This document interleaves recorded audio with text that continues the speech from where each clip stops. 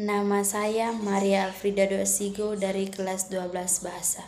Di sini saya akan mempresentasikan hasil kerja ujian saya, yaitu meresensi buku. Pertama-tama, menentukan judul yaitu Anak Rantau. Kedua, nama pengarang Fuadi. Tebal buku 382 halaman. Penerbit PT Falco. Tahun penerbit Juli 2017. Yang kedua, sinopsis. Happy, anak SMP Jakarta yang terpaksa tinggal di Minang, membuat ia memiliki dendam besar pada ayahnya.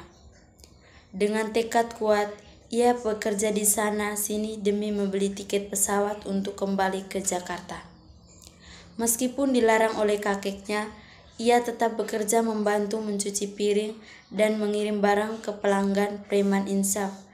Bulan demi bulan terlewati, celengan bambunya semakin banyak. Kenakalannya pun semakin menjadi-jadi bersama dua temannya, Atar dan Jen. Dendam lainnya muncul pada si pencuri sound sistem surau. Dari situlah ia dan dua temannya menjadi detektif cilik memiliki markas di rumah keluarga Jen.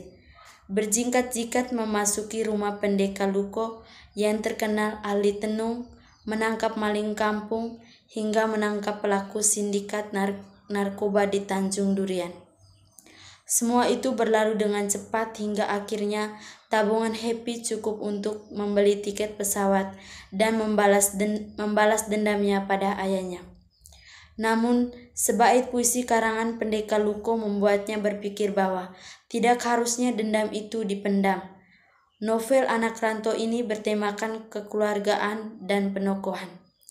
Penokohan dalam cerpen ini meliputi Happy yang memiliki sifat periang, pantang menyerah, dan keras kepala. Martias yang memiliki sifat keras kepala, Atar si periang, dan Jen yang penyayang binatang. Gaya bahasa yang digunakan pada ini sedikit sulit mengerti karena menggunakan kata-kata kiasan. Kemudian alur yang dipakai adalah alur maju. Memiliki latar waktu yaitu malam hari, siang hari, dan sore hari, serta latar tempat yaitu di rumah, di masjid, dan di lapangan. Kelebihan dari novel ini yaitu Fuadi mengangkat tema anak rantau yang justru merantau di kampung halaman ayahnya. Ia menuliskan setiap adegan dan suasana dengan detail, membuat pembaca seakan-akan berada pada cerita tersebut. Banyak adat istiadat yang dihadirkan dalam cerita ini membuat para pembaca sedikit tahu tentang adat Minang. Bukan hanya adat, melainkan juga pepatah khas orang Minang dahulu. Antara bab satu dengan bab yang lainnya terdapat kesinambungan. Di awal cerita ditampilkan cuplikan akhir cerita yang membuat penasaran. Terdapat peta di sampul belakang, membuat pembaca dapat lebih paham mengenai lokasi kampung Tanjung Durian. Kekurangan dari novel ini yaitu ada beberapa kata hubung yang diulang dalam satu kalimat, dan juga sesekali ada kata-kata tidak baku. Padahal di dalam buku ini keseluruhannya menggunakan kata baku. Ada beberapa halaman yang cetakannya sedikit miring. Perekat pada belakang buku sedikit kurang rapih dan kuat, karena sudah mulai terbuka retakannya. Saran dari saya, buku ini layak dibaca oleh semua kalangan, mulai dari anak-anak hingga orang dewasa. Karena di dalam buku ini terdapat banyak amanat yang dapat kita terapkan, seperti memaafkan dan melupakan semua dendam lama, mengajarkan anak-anak supaya lebih condong pada pendidikan agama, tapi tidak melupakan adat istiadat.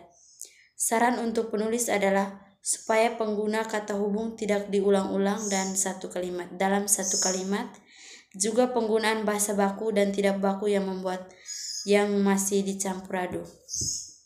Kesimpulannya, buku yang mengisahkan tentang pembalasan dendam anak terhadap ayahnya ini membuat kita sadar bahwa sebetulnya bukan dendam yang kita pendam, melainkan rindu yang tak dapat terucap. Benar kata pepatah Minang, alam tak kambang jadikan guru. Dari alam kita dapat belajar kehidupan, Dari alam kita dapat menemukan siapa diri kita, dan dari alam kita dapat paham bahwa hidup di kota modern pun kita lantas membuat kita menjadi orang. Yang berikut novel yang kedua. Judul novel itu yaitu Bijaya Kusuma dari Kamar nomor 3. Penerbit PT Kahisius. Penulis Maria Matildis Banda. Tahun terbit 2015. Tebal halaman 568. Dan sinopsisnya, Wijaya Kusuma dari Kamar nomor 3 menampilkan pergulatan hidup para medis dan dokter menghadapi keterbatasan fasilitas. Melawan mitos dan stigma budaya, kisah ini begitu mendebarkan saat tabung oksigen diperdebatkan dan ibu hamil tersebut di tengah hujan dan jalan putus. Siapa yang menentukan kehidupan dan kematian? Dalam spirit Wijaya Kusuma, hubungan antara bidan Rose dan Dr. Yoklan mengalir. Siapa benar, siapa salah? Ketika dihadapkan dengan pertanyaan, apakah saya ikut adil dalam kematian ini? Filosofi Bunga Wijaya Kusuma memperkuat karakter tokoh-tokoh yang gelisah. Kelebihan dari novel ini, sebagian novel menuntut untuk pemikiran si pembaca, banyak wawasan dan pengetahuan dan novel tersebut. Kelemahan dari novel ini menggunakan bahasa yang cukup sulit untuk dipahami.